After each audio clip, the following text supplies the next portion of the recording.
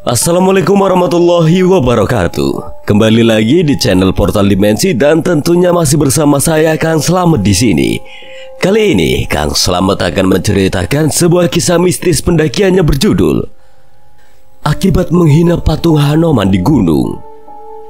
Cerita ini ditulis oleh Henry Setiawan 82. Buat kalian yang belum subscribe channel ini, tekan tombol subscribe-nya terlebih dahulu dan tekan tombol notifikasinya agar kalian tidak ketinggalan cerita terbaru dari Portal Dimensi.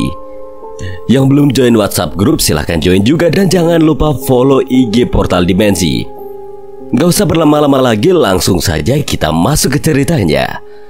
Akibat menghina patung Hanuman di gunung.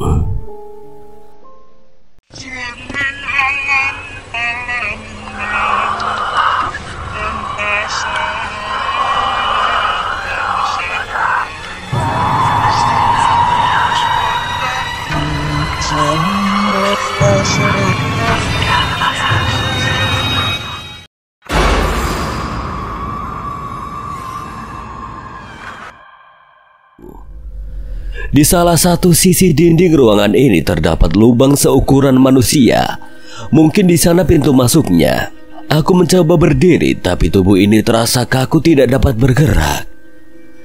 Aku menangkap samar sebuah pergerakan di luar pintu ruangan ini. Tak dapat kupastikan siapa sebab pencahayaan sangat minim di sini.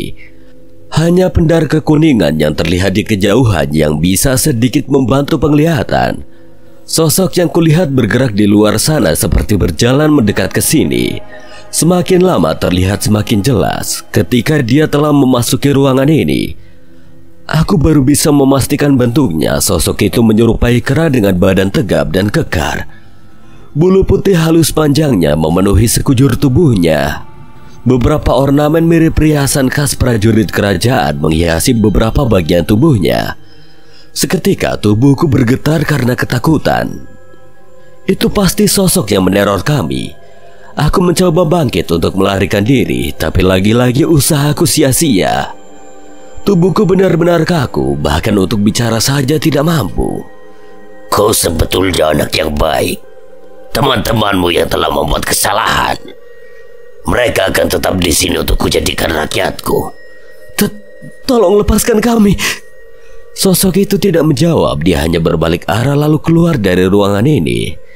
Sepeninggal sosok itu, aku mencoba bangkit untuk keluar dari sini.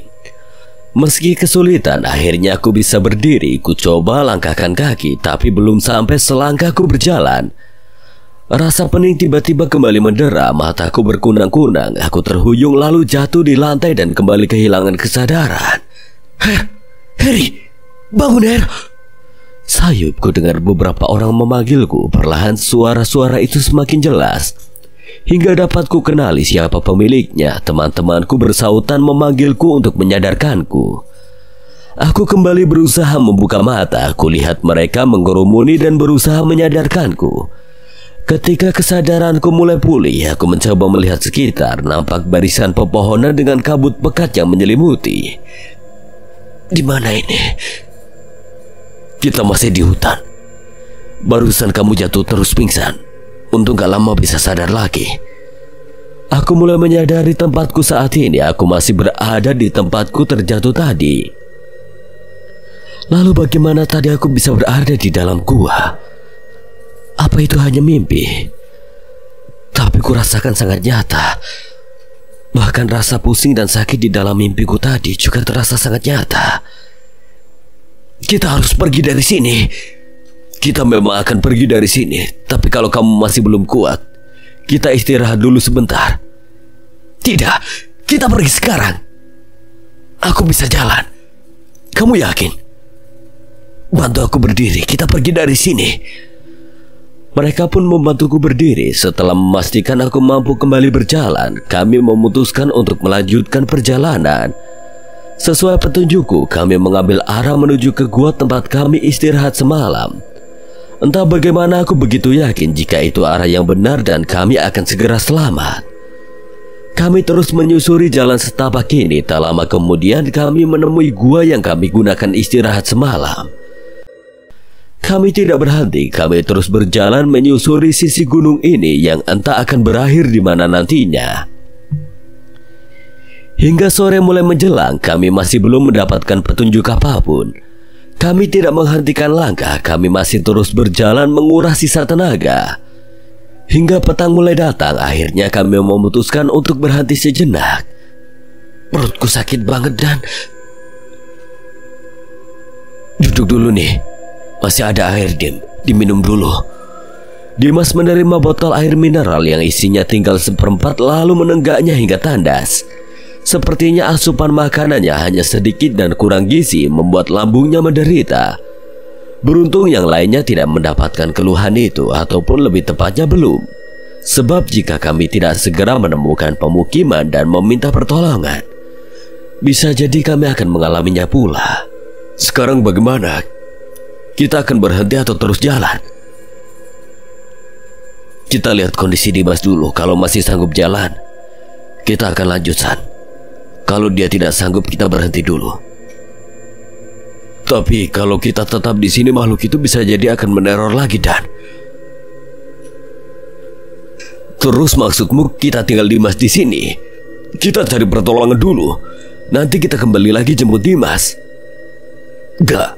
Satu berhenti, semua berhenti. Satu jalan, semua jalan. Dengan resiko setor nyawa. Jika memang kita ditakdirkan tidak selamat, setidaknya kita berjuang bersama, bukan saling meninggalkan hanya karena keegoisan. Sudahlah, jangan ribut. Kita tunggu 1 jam dan lihat perkembangan kondisi Dimas. Kalau membaik kita jalan bareng-bareng. Kalau tidak ada perubahan, kalian bertiga lanjut aja, biar aku yang menemani Dimas di sini. Aku menengahi perdebatan mereka, sementara kulirik Dimas masih merintih menahan sakit di perutnya. Gak bisa begitu, Her. Aku gak bisa meninggalkan kalian berdua di sini. Tenang aja, Dan. Aku bisa jaga Dimas. Kau pimpin Yusril dan Hasan. Pastikan kalian meminta bantuan siapapun yang kalian temui untuk menjemput kami. Kita tunggu dulu perkembangan kondisi Dimas, baru kita bahas lagi nanti. Kami semua terdiam, tidak ada lagi bahan obrolan yang biasanya mengalir deras ketika berkumpul. Situasi seperti ini memaksa ego kami keluar meluapkan rasa saling menjaga, saling melindungi yang seharusnya dilakukan sekelompok sahabat. Keinginan untuk selamat membuat sebagian orang melupakan rasa peduli untuk menyelamatkan orang lain. Beberapa puluh menit berlalu, kabut yang tadi sempat menipis kini kembali datang lebih pekat. Sesosok makhluk kecil berekor panjang yang sejak hari pertama mengikuti kini kembali muncul berlompatan dari dahan ke dahan pepohonan sekitar kami. Aku yang telah menyadari kehadirannya terus mengamati pergerakannya. Dia berhenti lalu bertengger di salah satu dahan beberapa meter di depanku. Aku terus menatapnya sambil membatin kalimat permohonan maaf dan memintanya melepaskan kami. Aku pun berjanji tidak akan mengulangi kesalahan yang sama. Monyet itu terus menatapku seolah mengerti apa yang kuucapkan di dalam hati. Dia lantas bergerak ke kanan dan ke kiri lalu berhenti dan kembali menatapku tajam. Dia mengangkat tangannya lalu membuat gestur simbol angka 1 menggunakan jarinya lalu mengangguk. Entah apa maksudnya. Bisa jadi dia akan melepas salah satu di antara kami atau akan mengambil salah satu dari kami. Tolong lepaskan kami semua. Kami menyesal telah membuat kesalahan. Kami berjanji tidak akan melakukannya lagi. Kali ini aku berucap sedikit lantang. Keempat temanku seketika memandangku. Ketika mereka menyadari aku sedang berusaha berinteraksi dengan monyet itu, mereka kembali terdiam. Monyet itu kembali berlompatan dari dahan ke dahan, lalu kembali lagi ke dahan sebelumnya dan menatapku lagi. Tak berapa lama dia kembali membuat gestur simbol angka 1 dengan jarinya. Beberapa detik dia terdiam dengan gestur itu sambil menatapku tajam, lalu kembali melompat dan hilang di antara kabut. Apa maksud monyet itu, Her? Aku juga tidak tahu, Yus. Antara akan mengambil salah satu di antara kita atau akan melepas salah satu. Aku gak mau mati di sini. Aku mau pulang, Her. Aku tidak menjawab ucapan Hasan. Aku mendekati Dimas untuk memeriksa kondisinya. Masih sakit, Dim? Masih, tapi udah gak separah tadi. Kuat jalan gak? Kayaknya kuat, kita coba aja. Kalau nanti tidak kuat, kalian lanjut aja. Enggak, aku akan tetap menemanimu. Makasih, Her. Gimana kondisi Dimas, Her? Bisa jalan katanya. Kita lanjut aja pelan-pelan. Semoga makhluk itu tidak muncul lagi. Kami kembali melanjutkan perjalanan. Kali ini aku berjalan paling belakang, sedangkan Dimas di depanku. Perjalanan kali ini tidak bisa secepat sebelumnya. Selain kondisi gelap, senter yang masih bisa digunakan tinggal satu. Kondisi Dimas juga belum memungkinkan untuk berjalan cepat, meski Hasan sudah mulai gusar dan ingin mempercepat langkah. Tapi Dani yang berada paling depan masih bisa mengontrol ritme perjalanan kami, menyesuaikan dengan kondisi Dimas. Dimas tiba-tiba terjatuh. Stop dulu, Dan! Dimas jatuh! Aku segera menolong Dimas. Dia masih sadar, hanya saja badannya sangat lemas. Wajahnya pucat. Dani dan Yusril menghampiri dan membantuku membaringkan tubuhnya, sedangkan Hasan tetap berdiri. Ada yang masih punya air gak? Kami menggeleng bergantian. Persediaan air memang sudah habis. Kalian lanjut jalan aja. Enggak, Dim. Kita pulang sama-sama. Mending kita lanjut jalan aja seperti rencana sebelumnya. Heri kalau mau nungguin Dimas juga nggak apa-apa. Setidaknya ada yang selamat dulu supaya bisa meminta pertolongan. Aku sedikit geram mendengar ucapan Hasan. Bahkan dia berkata seperti itu sambil berdiri, seolah tidak ada rasa empati sama sekali atas kondisi Dimas. Dani menatapku. Dia mengerti apa yang kurasakan. Dia juga paham betul jika aku sudah benar-benar marah, maka tidak akan segan menghajar Hasan. Tenang dulu, Her. Jangan kepancing. Kalau kamu mau jalan duluan silakan aja, San. Kami akan menolong Dimas dulu. Nanti kami nyusul. Sendirian? Katanya kita mau bagi tim. Enggak. Aku nggak pernah bilang setuju sama usulan Heri tadi. Bisa mati semua kita di sini. Kalau cemen ngaku cemen aja, San. Kalau emang nggak berani jalan sendirian, mending diem. Atau setidaknya ikut bantu Dimas. Bukannya mikirin diri sendiri. Hasan tidak menjawab. Dia hanya berpaling lalu membuang nafas untuk meluapkan kekesalannya. Gimana kalau kita tetap jalan pelan-pelan sambil mapa Dimas? Aku setuju. Kamu jalan aja duluan sama Hasan. Biar aku sama Heri yang bantu Dimas jalan, Yus. Tinggal ikuti aja jalur ini kan? Aku juga tidak tahu, tapi ini satu-satunya jalan di sini. Jadi ikuti saja sampai di mana nanti ujungnya. Ya udah, ayo. Kalau kalian capek bilang aja nanti gantian. Aku yang akan bantu Dimas jalan. Yusril nampaknya dia juga kesal dengan sikap Hasan hingga tidak menyebut namanya untuk ikut membantu Dimas. Perjalanan kembali kami lanjutkan. Kali ini kami berjalan semakin lambat karena harus sambil memapa Dimas. Kondisi jalur yang licin, gelap dan terjal menjadi kesulitan tersendiri. Beberapa kali kami hampir terjatuh karena tidak memijak dengan benar. Di tengah perjalanan, monyet kecil abu-abu tadi kembali muncul. Suasana perlahan berubah mencekam mengiringi kehadirannya.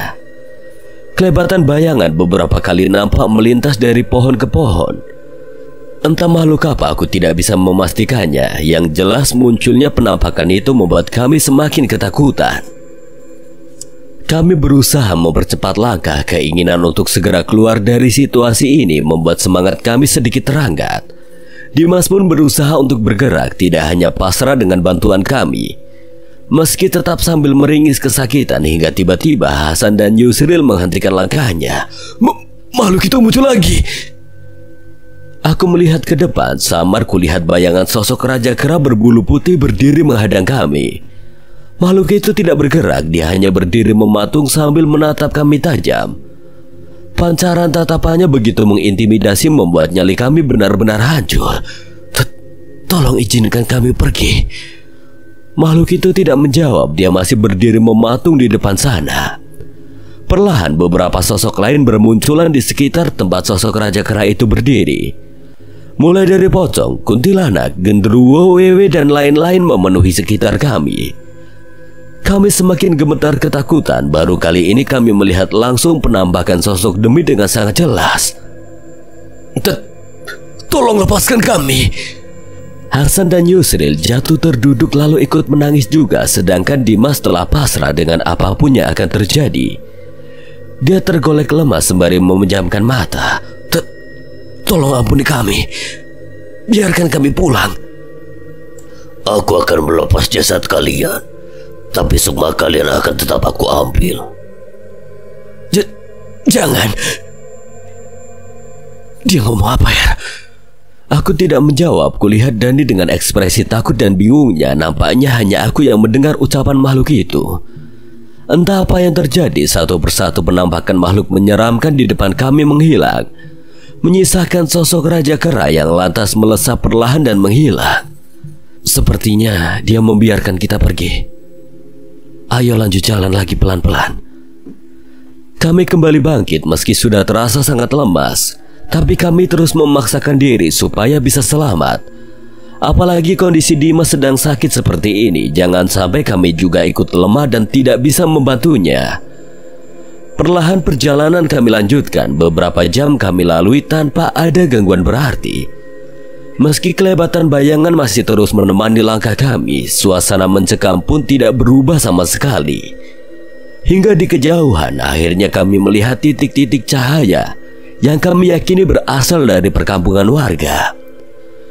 Kami mempercepat langkah dengan melihat adanya perkampungan itu seolah menjadi suntikan semangat bagi kami.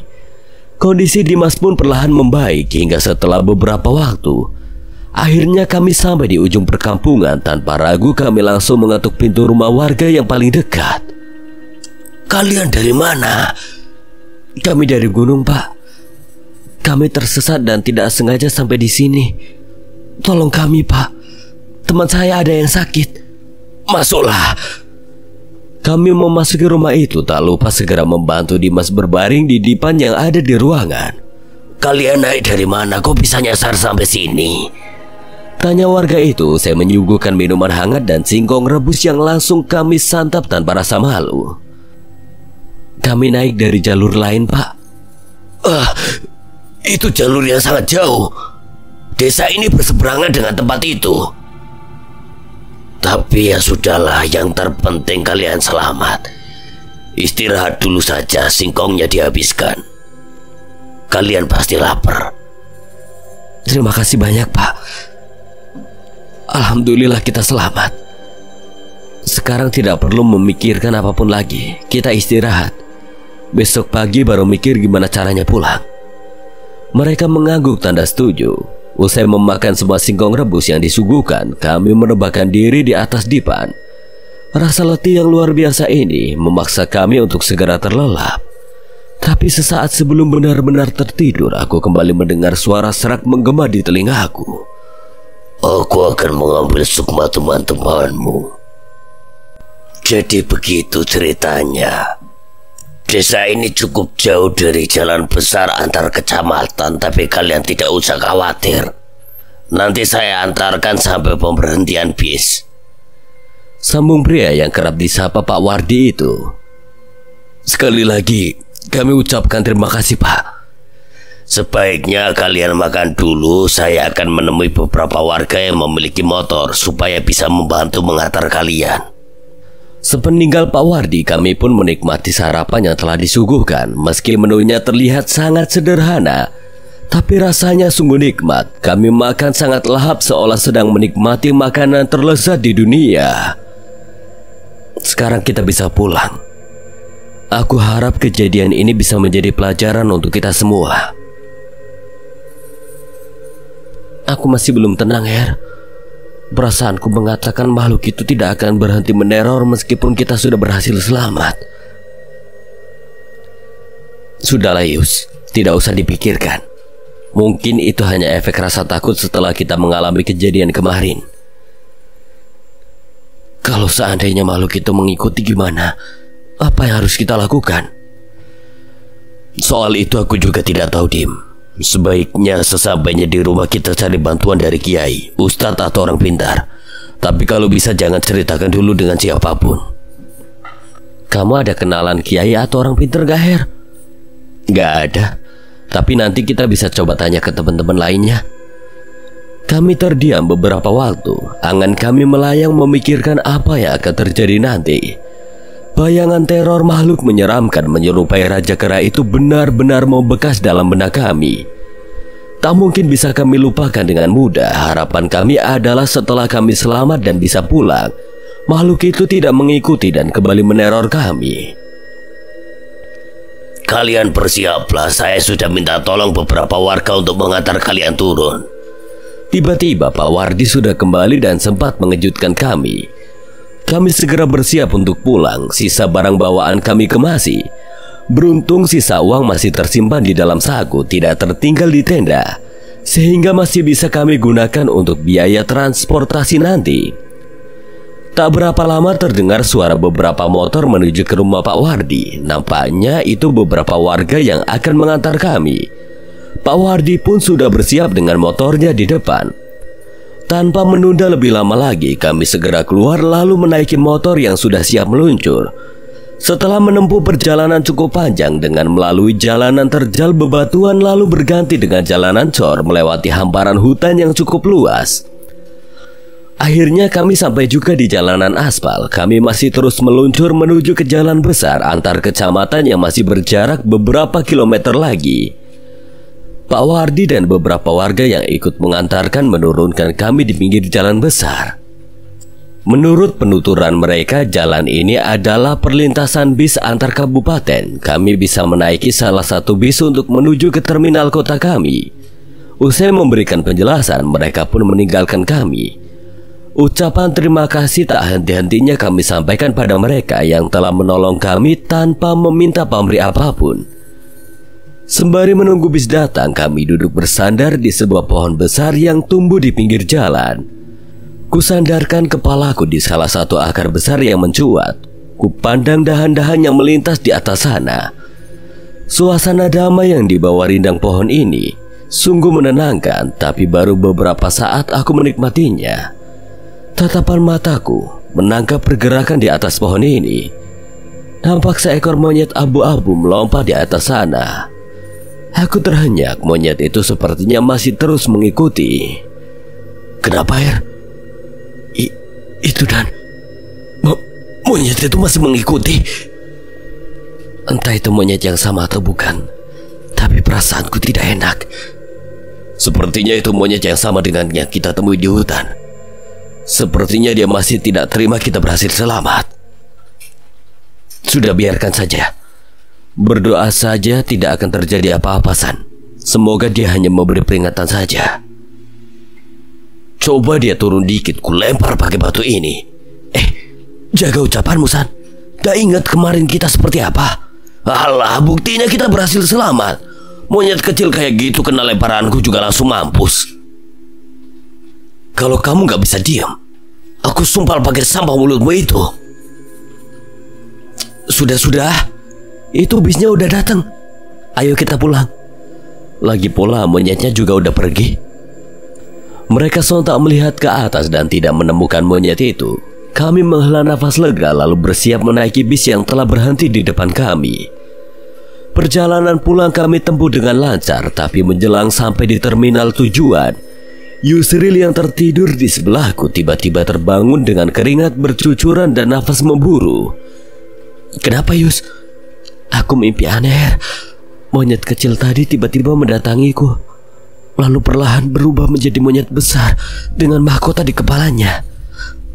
Udah, gak perlu dipikirin. Mungkin efek takut dan lelah sehingga terbawa mimpi. Tapi rasanya sangat nyata, Her. Dia mengatakan sesuatu. Apa itu? Dia akan mengambil sukma kita dan akan dijadikan rakyatnya. Aku terhenyam mendengar cerita Yusril. Apa mungkin roh Raja Kera itu memang sengaja melepaskan kami, lalu akan memburu kami satu persatu dan dijadikan pengikutnya? Udah, gak perlu terlalu dipikirkan. Paling hanya mimpi bawaan dari rasa takut kita. Berdoa saja semoga tidak terjadi apa-apa. Usai mengucapkan itu, bis yang kami tumpangi pun sampai di terminal. Kami segera turun dan bergegas pulang ke rumah masing-masing. 3 hari berlalu tanpa kabar apapun. Keempat temanku yang ikut mendaki sebelumnya juga tidak ada yang datang ke rumahku. Padahal biasanya hampir setiap hari mereka berkumpul di sini. Di tahun 90-an belum banyak yang memiliki telepon genggam, bahkan telepon kabel pun belum terpasang di rumah kami masing-masing. Jadi kami terbiasa tidak bertukar kabar. Jika ingin bertemu biasanya langsung datang ke tempat biasa berkumpul, yaitu rumahku. Sudah 3 hari pula semenjak pulang dari gunung, aku tidak berangkat sekolah. Rasa lelah akibat pendakian penuh teror sebelumnya memaksa tubuhku harus beristirahat total dulu selama beberapa hari. Ketika sore mulai menjelang, Sigi datang ke rumahku dengan tergesa-gesa. Dia langsung menghambur ke dalam kamar dan memaksaku bangun. Sepertinya ada kabar penting yang dia bawa. Hasan sakit parah, Her. Sakit apa? Nggak tahu, dia tidak sadar. Kadang-kadang ngigau, badannya panas banget. Mungkin efek kelelahan setelah naik gunung. Bisa jadi, tapi biasanya tidak separah ini. Bahkan dia bilang, jangan bawa aku gitu ketika mengigau. Sebenarnya apa yang terjadi ketika kalian naik gunung kemarin? Gak ada apa-apa kok.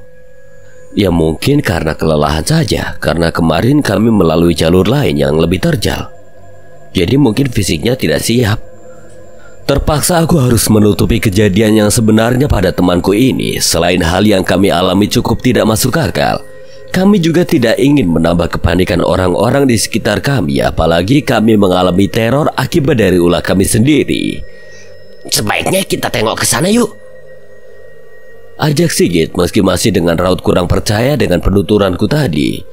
Aku meluncur ke rumah Hasan bersama Sigit. Sengaja tidak kukabari teman lainnya karena aku ingin memastikan dulu bagaimana kondisinya. Aku sempat curiga ada kaitannya dengan teror yang kami alami ketika di gunung.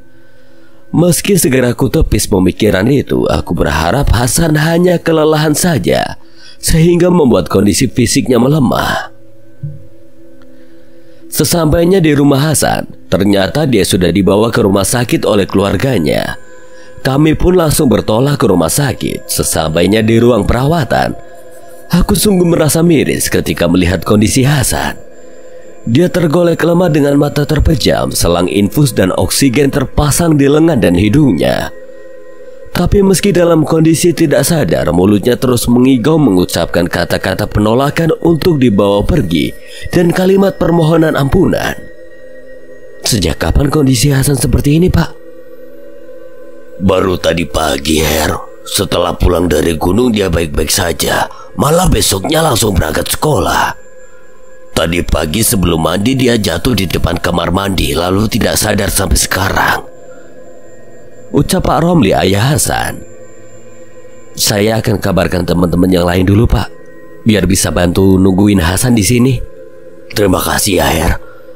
Aku sengaja berpamitan sebab kondisi Hasan sungguh memprihatinkan. Aku harus segera mengabari teman-temanku yang ikut pendakian kemarin sebab kecurigaanku akan kondisi Hasan disebabkan oleh teror kemarin semakin membuncah. Karena aku sempat melihat bayangan tipis sosok Raja Kera di belakang tubuhnya. Mungkin hanya aku yang melihatnya sebab orang lain yang berada di ruangan itu tidak berkomentar apa-apa. Tidak butuh waktu lama, Dani, Yusril, Dimas, Sigi dan aku sudah berkumpul di salah satu warung angkringan.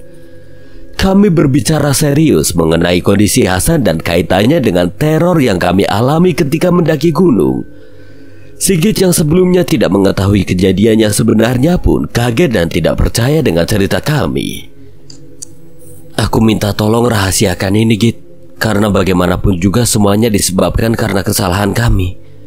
Jangan sampai apapun yang terjadi dengan Hasan nanti menjadi penyebab keluarganya menyalahkan kami. Iya, aku paham. Tapi bagaimana caranya menolong Hasan? Kalau kita bawa orang pintar ke rumah sakit pasti keluarganya curiga. Itu yang sedang aku pikirkan. Kebetulan aku sudah dapat info orang pintar. Kita tinggal menemuinya saja. Masalah bagaimana cara membawanya ke rumah sakit, kita coba pikirkan nanti. Ya udah, kita langsung ke orang pintarnya aja sekarang. Malam itu juga kami mendatangi rumah orang pintar yang dimaksud Dani. Sesampainya di sana, kami menceritakan kejadiannya sebenarnya tanpa kami tutupi sedikit pun. Kalian tunggu dulu di sini, saya akan coba melihatnya. Ucap orang pintar itu lalu beranjak dari tempat duduknya dan masuk ke dalam salah satu ruangan di rumahnya. Beberapa puluh menit kami menunggu dengan gelisah. Kami berharap orang ini bisa menolong kami. Bagaimanapun juga kami merasa prihatin dan ingin menolong Hasan. Selain itu, kami juga tidak mau mengalami seperti yang dialami Hasan. Pintu kamar yang dimasuki orang pintar tadi berderit. Dia keluar dari ruangan itu dengan keringat bercucuran. Di tangan kanannya tergenggam sebuah keris dan di tangan kirinya membawa tungku kecil dengan asap mengepul tipis. Aroma kemenyan semakin pekat menelusup indera penciuman kami. Bagaimana, Mbah? Maafkan saya tidak bisa menolong temanmu. Saya sudah mencoba menelusuri, tapi sosok itu terlalu kuat. Kalian berdoa saja semoga ada keajaiban. Lalu bagaimana dengan kami, Mbah?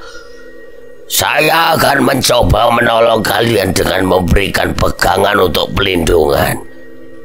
Saya tidak berani menjamin akan berhasil, tapi ini perlindungan terkuat yang saya miliki.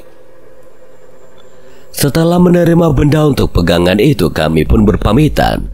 Kami berniat tidak langsung pulang ke rumah, tapi ke rumah sakit tempat Hasan dirawat. Selain untuk melihat kondisinya, kami juga akan memberikan benda pegangan untuk Hasan. Meski orang pintar itu berkata tidak bisa menolongnya, tapi dia tetap memberikan pegangan untuk Hasan. Bagaimanapun juga cara ini harus tetap dicoba, tapi sebelum kami keluar, aku yang berada paling belakang sempat dicolek oleh orang pintar itu. Aku menoleh padanya dan dia berbisik padaku, "Besok datanglah ke sini sendiri." Entah apa tujuannya, tapi aku hanya mengangguk saja. Masalah besok aku akan datang ke sini atau tidak, biar kupikirkan nanti. Yang terpenting malam ini kami harus melihat kondisi Hasan dulu. Sesampainya di rumah sakit, ternyata kondisi Hasan semakin parah. Dia masih tidak sadar dan tidak lagi mengigau. Tapi mulutnya menganga, nafas dan detak jantungnya terlihat lemah. Kedua orang tuanya masih ada di dalam ruangan. Ibunya terlihat sudah tertidur di kursi tunggu. Mungkin kelelahan setelah seharian mengurus anaknya. Sedangkan ayahnya masih duduk di tepi ranjang sembari terus membaca doa. Kami lantas duduk di lantai ruangan ini dan ikut berdoa semampu kami. Kami sengaja tidak menyapa Pak Romli karena tidak mau mengganggunya yang sedang khusyuk berdoa. "Tolong kalian tunggu Hasan di sini. Saya mau keluar sebentar mau beli minuman," ucap Pak Romli setelah mengakhiri doanya. "Baik, Pak." Pak Romli pun keluar dari ruangan. Aku melihat ke arah Dani dan memberikan kode padanya mumpung ada sedikit kesempatan. Benda pegangan yang diberikan orang pintar tadi bisa segera diselipkan di dalam bantal yang digunakan Hasan. Dani pun mengerti. Dia segera mengeluarkan benda tadi dari saku celananya dan menyelipkan ke dalam sarung bantal. Hasan sedikit menggeliat usai Dani menyelipkan benda tadi. Kelopak matanya bergerak-gerak seolah ingin terbuka, tapi hal itu hanya terjadi beberapa detik saja. Lalu Hasan kembali tidak bergerak. Menjelang tengah malam, Sigit dan Dimas berpamitan mereka tidak izin menginap pada orang tuanya ketika keluar tadi. Jadi mereka harus tetap pulang supaya tidak membuat orang tua mereka khawatir. Kini tinggal aku, Dani dan Yusril beserta kedua orang tua Hasan yang menunggu di ruangan. "Kalian kalau mau pulang dulu juga tidak apa-apa daripada dicari orang tua kalian." "Kalau kami sih udah izin menginap, Pak, jadi tidak masalah. Lagi pula besok sekolah juga tidak ada pelajaran, jadi kami tidak masuk juga tidak masalah." "Terima kasih ya. Hasan beruntung memiliki teman yang baik seperti kalian." "Sama-sama, Pak. Hasan juga pasti melakukan hal yang sama kalau ada temannya yang sakit."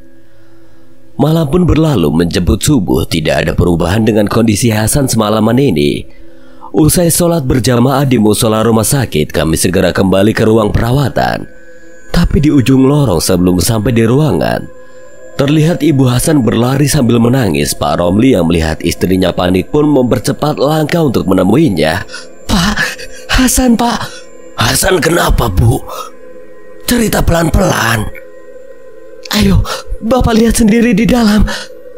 Sesampainya di dalam ruangan, kami mendapati pemandangan yang sangat mengiris hati. Hasan kejang-kejang dengan nafas tidak beraturan. Sesekali terdengar suara seperti dengkuran dari mulutnya.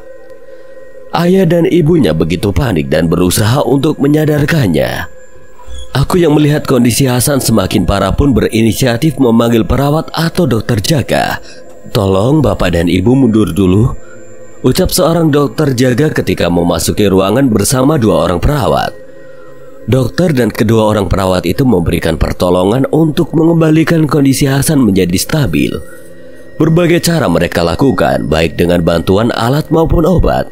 Tapi hingga beberapa waktu kemudian, hal yang sangat tidak kami harapkan pun terjadi. Hasan menghembuskan nafas terakhir dengan kondisi mata melotot dan mulut menganga. Innalillahi wa inna ilaihi raji'un. Seketika ibu Hasan pun histeris. Dia sangat tidak rela anaknya meninggal, apalagi dengan kondisi seperti ini. Pak Romli yang sedikit lebih tegar berusaha menenangkan istrinya supaya bisa menerima kenyataan. Meski aku tahu hati beliau pun tidak kalah hancurnya.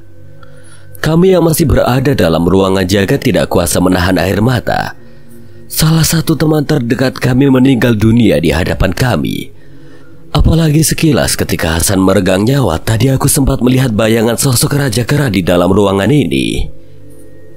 Jenazah Hasan dimakamkan hari itu juga. Suasana hari itu begitu suram. Kesedihan mendalam tak mampu kami sembunyikan. Kami ikut mengantarkan jenazah Hasan hingga dimasukkan ke liang lahat. Dan ketika berada di pemakaman, tak sengaja aku melihat monyet abu-abu duduk di atas dahan salah satu pohon teram besi besar di tengah kompleks pemakaman ini. Aku termangu menatapnya. Berbagai rasa berkecamuk di dalam dada antara rasa sedih, marah dan tidak terima. Entah kenapa aku merasa yakin kematian Hasan disebabkan oleh monyet itu. "Kamu lihat apa, Her? Lihat di atas sana." Dani melihat ke arah yang aku tunjukkan, tapi tidak ada ekspresi apapun dari wajahnya selain rasa heran. "Ada apa di sana? Kamu gak lihat?" Dani menggeleng. Nampaknya hanya aku yang melihat monyet itu. Padahal dalam penglihatanku terlihat begitu jelas. Tidak mungkin jika Dani tidak melihatnya. Apa mungkin monyet itu perwujudan dari sosok setan, sehingga dia bisa memilih pada siapa dia menunjukkan dirinya? Aku semakin yakin jika monyet itu ada kaitannya dengan kematian Hasan. Jika dia menunjukkan dirinya hanya padaku, apakah artinya aku yang akan menjadi korban berikutnya? "Sudah selesai, ayo balik." Ucapan Yusril membuyarkan lamunanku. Kami beranjak dari pemakaman dan kembali ke rumah masing-masing. Sesampainya di rumah, aku merenung di dalam kamar. Aku mencoba menarik garis hubungan antara kematian Hasan dengan kejadian saat mendaki gunung sebelumnya. Jika diruntut dari akar permasalahannya, seharusnya Dani yang menjadi target pertama sosok itu. Sebab dia yang awalnya memprovokasi untuk melecehkan patung Hanoman. Apalagi didukung dengan sikapnya yang sedikit sombong. Apa mungkin makhluk itu memburu secara acak? Dan satu lagi, monyet tadi menampakkan diri hanya padaku. Mungkinkah aku yang akan menjadi target berikutnya? Kepalaku rasanya hampir pecah memikirkan permasalahan ini. Sempat terbesit rasa tidak terima karena aku merasa tidak ikut melecehkan patung itu. Tapi bagaimanapun juga aku bersama mereka, jadi bisa saja aku tetap menjadi target. Semakin kupikirkan semakin membuatku pusing dan takut, hingga pada akhirnya aku tertidur bersama segala rasa penasaran. Langit kelabu menyambut kedatanganku di sebuah hutan. Pepohonan besar tumbuh rapat dan tinggi, membuat suasana semakin temaram. Aku celingukan mencoba mengenali tempatku saat ini. Tak ada sesuatu yang bisa kujadikan petunjuk.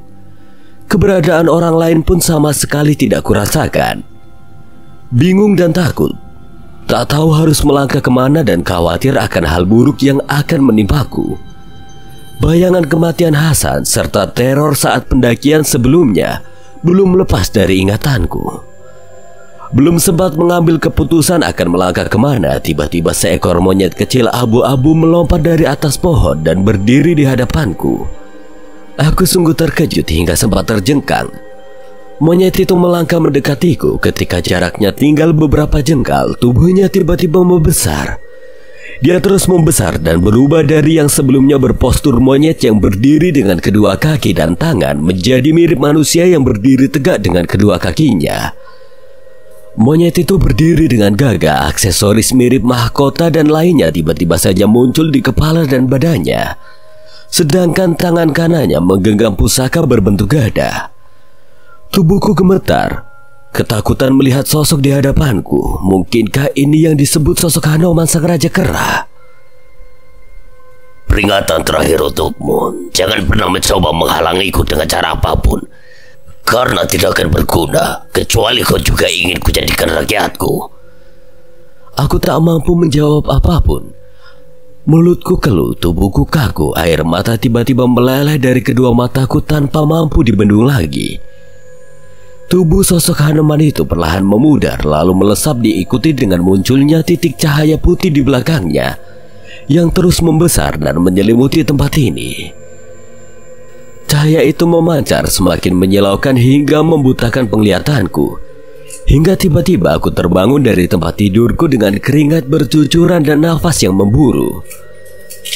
Aku duduk termangu di pinggir ranjang memikirkan mimpi yang baru saja ku alami. Beberapa saat kemudian aku teringat akan ucapan orang pintar yang kutemui semalam. Dia menyuruhku untuk datang seorang diri.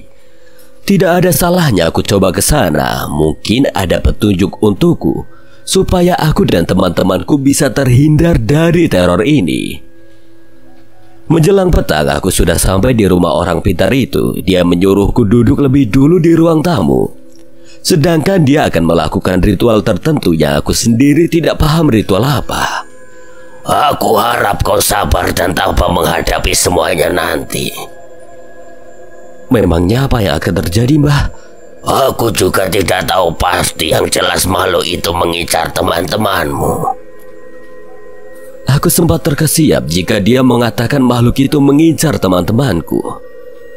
Apakah aku akan lolos darinya? Bagaimana dengan saya, Mbah? Dia tidak mengatakan apapun tentangmu. Mungkin saja kau akan selamat, tapi kau akan terus dihantui olehnya untuk memberikan peringatan padamu. Apa teman-teman saya bisa diselamatkan, Mbah? Aku sudah mencobanya dan tidak berhasil. Dia jauh lebih kuat dariku. Jika aku memaksa, tidak menutup kemungkinan nyawaku sendiri yang akan terancam. Aku sangat menyesal, Mbah. Apa tidak ada cara lain supaya makhluk itu tidak meneror kami lagi? Orang itu menggeleng, nampaknya dia pun tidak memiliki solusi supaya kami bisa terlepas dari teror ini. Kalian berdoa saja menurut kepercayaan kalian. Semoga Gusti Allah melindungi kalian semua dan bisa lepas dari teror makhluk itu. Tidak ada lagi yang bisa kuucapkan. Sepertinya untuk lepas dari teror ini akan sangat sulit. Tindakan sepele yang didasari kenakalan anak muda ternyata membawa resiko besar. Sifat keras kepala dan urakan yang kerap kami lakukan ternyata menjadi bumerang bagi diri kami sendiri. Sekarang yang tersisa hanyalah penyesalan jika aku bisa mengulang waktu. Ingin rasanya aku melarang dengan keras, bahkan jika perlu langsung menghajar mereka ketika mereka berniat melecehkan benda dan tempat yang dikeramatkan sebagian orang. Tapi semuanya sudah terlanjur terjadi. Yang bisa kami lakukan saat ini hanyalah berdoa supaya Tuhan melindungi dan menyelamatkan kami. Aku harus segera menemui teman-temanku dan menyampaikan hal ini. Aku mengetuk pintu rumah Dimas sedikit keras supaya dia atau keluarganya segera membukakan pintu. Harry, tumben kesini. Biasanya Dimas yang main ke tempatmu. Iya, Bu Murti. Kebetulan pas saya keluar jadi langsung ke sini. Dimas ada? Ada di dalam kamar. Kamu langsung masuk aja. Sepertinya dia masih sedih karena meninggalnya Hasan. Terima kasih, Bu. Aku segera berlalu menuju kamar Dimas. Tanpa mengetuk, aku langsung membuka pintu kamar Dimas. Terlihat Dimas sedang berbaring sambil membaca komik. Ikut aku sekarang ke rumah Dani. Ada yang perlu diomongin, penting. Paham dengan apa yang aku maksud, Dimas langsung beranjak. Bawa motor, Dim. Samperin Yusril. Aku langsung ke rumah Dani. Dimas mengangguk lalu mengambil kunci motor yang tergantung di atas TV ruang keluarganya. Usai berpamitan dengan ibunya, kami segera meluncur ke tujuan masing-masing. Aku langsung menuju rumah Dani, sedangkan Dimas menjemput Yusril terlebih dahulu. Jadi benar, makhluk yang meneror kita di gunung itu yang bikin Hasan meninggal. Aku tidak berani memastikan, Dan. Tapi dari ucapan orang pintar kemarin, aku berani menyimpulkan seperti itu.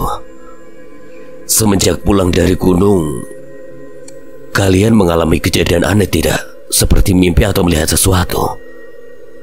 Kalau mimpi sih enggak, tapi tiap malam aku seperti melihat monyet di luar jendela kamarku. Dia seperti mengawasiku. Tapi pas aku buka jendela dan lihat keluar, ternyata tidak ada apa-apa. Sama Yus, aku juga mengalami hal seperti itu. Kamu, Her? Aku lihat monyet kecil yang mengikuti kita sewaktu di gunung di pemakaman tadi siang. Terus tadi sore aku tidur juga sempat mimpi ketemu sosok Raja Kera yang meneror kita. Tidak salah lagi, dia pasti mengincar kita. Aku hampir setiap waktu merasa diikuti monyet itu, tapi ketika aku lihat, ternyata tidak ada apa-apa. Terus kita harus bagaimana? Aku takut mengalami nasib seperti Hasan. Aku juga tidak tahu. Tapi tidak ada salahnya kita sering berdoa, siapa tahu Tuhan menolong kita. Sementara hanya itu yang bisa kita lakukan. Menjelang tengah malam, aku, Dimas, dan Yusril berpamitan. Sepanjang perjalanan pulang, lagi-lagi aku merasa diikuti monyet abu-abu yang berlompatan dari pohon ke pohon dan di atap rumah-rumah warga. Takut dan khawatir di sepanjang perjalanan ini begitu mengganggu konsentrasiku mengendarai motor, hingga aku hampir saja celaka. Mobil dari arah berlawanan hampir saja aku tabrak. Beruntung aku masih bisa mengendalikan motorku dan selamat dari maut. Beberapa hari berlalu dan penampakan sosok monyet itu masih kerap datang meneror kami. Meski tidak menampakkan sosok aslinya, tapi hal itu cukup mengganggu semua aktivitasku. Bahkan ketika di ruang kelas pun aku kadang melihatnya bertengger di pohon terang besi yang tumbuh di halaman sekolah. Dimas, Yusril, dan Dani juga mengaku mengalami hal yang sama. Hari ini hari Jumat. Mendung menggelayut di atas sana. Suasana temaram tapi tidak luruh menjadi hujan. Aku menjalani aktivitas seperti biasa. Berangkat sekolah, mengikuti pelajaran hingga pulang menjelang siang. Tidak sekalipun aku melihat penampakan monyet itu seharian ini. Sedikit lega aku rasakan, semoga saja seterusnya seperti ini. Tepat jam 11, bel akhir pelajaran berbunyi. Seluruh siswa berhamburan untuk keluar kelas dan pulang ke rumah masing-masing. Aku berjalan pelan menyusuri koridor sekolahku menuju ke pintu keluar. Ketika aku sampai di gerbang sekolah, aku melihat banyak orang berkerumun di pinggir jalan. Mungkin saja ada kecelakaan. Batinku, jalan raya di depan sekolah ini memang sering terjadi kecelakaan. Bahkan terkadang ada yang meninggal dunia.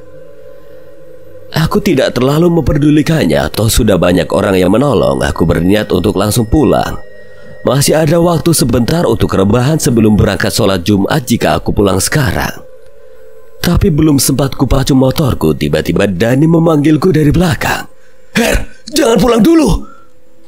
Dimas sama Yusril, Her. Aku menoleh dan melihat Dani berlari ke arahku. Dimas sama Yusril kenapa? Itu yang kecelakaan Dimas sama Yusril. Hah? Yang benar kalau ngomong. Sebaiknya kita lihat dulu. Tadi ada yang ngasih tahu aku, makanya aku langsung lari keluar. Dari nada bicara dan raut mukanya, sepertinya Dani memang tidak sedang bercanda.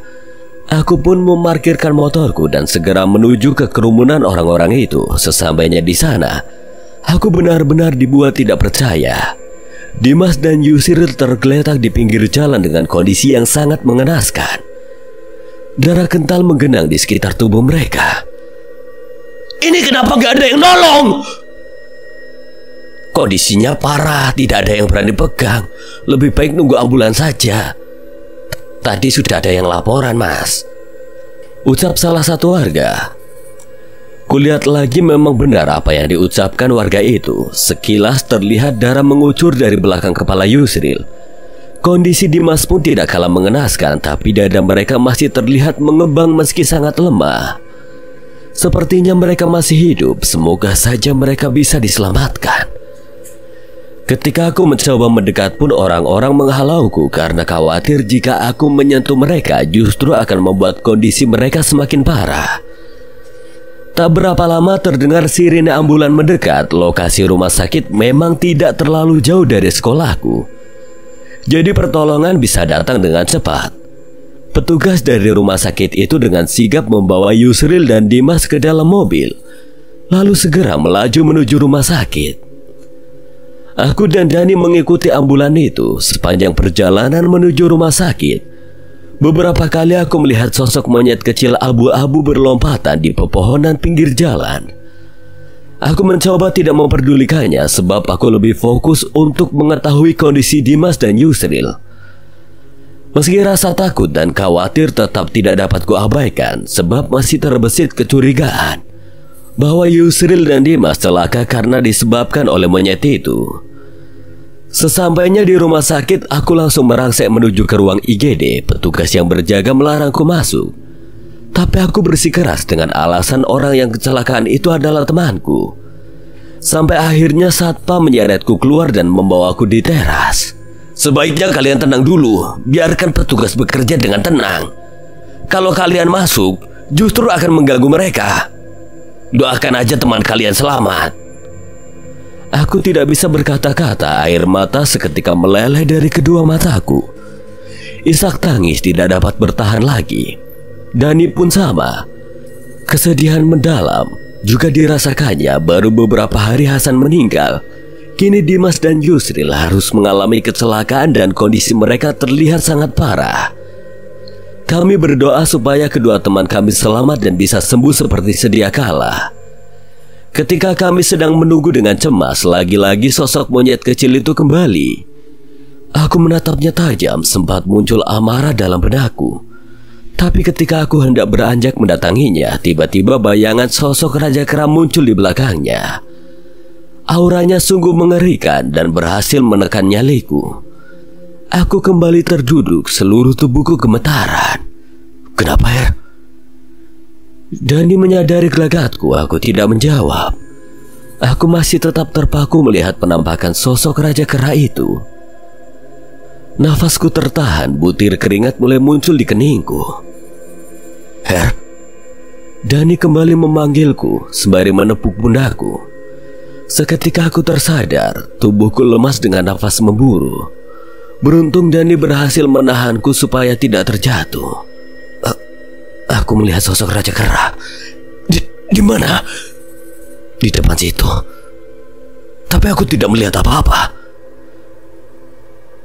Lagi-lagi dia menampakkan dirinya hanya padaku. Entah apa maksudnya. Ketika kami sedang membicarakan monyet itu, sekilas aku melihat orang tua Dimas dan Yusril datang hampir bersamaan.